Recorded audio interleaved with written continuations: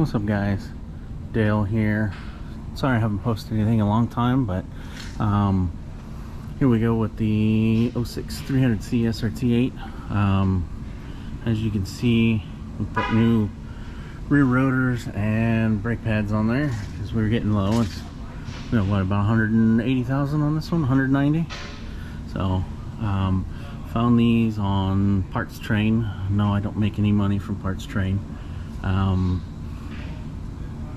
The reason I chose these because these are already painted, which is nice, especially if you're in a rough state. Keeps rotors, wheels from sticking to the rotor hub, keeps the rotor from sticking to the hub as well.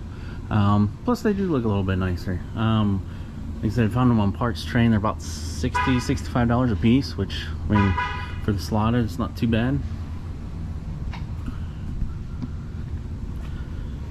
See on the other side, of course, we cleaned up the calipers just a little bit, make it a little bit nicer and shinier. As far as the arms go, it's been what, about a year and a half, 2 years since I did a video on the arms.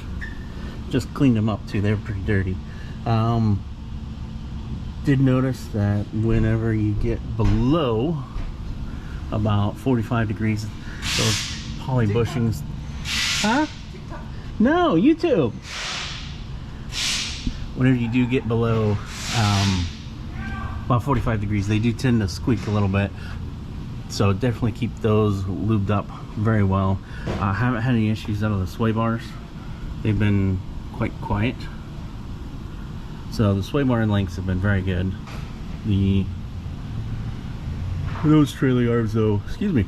Like I said, whenever it gets really cold outside, and of course since I live in Texas, does not happen very often, so I don't have to worry about it too much. So just wanted to do a little update. Got some more videos coming. We're gonna, here, I'll show you real quick. As you can tell, stupid motor mounts leaking just like always, so we're gonna switch to a new style. Here are the part number from the Wagner for the rear calipers if you need them. And then these, I think I also found these on Parts.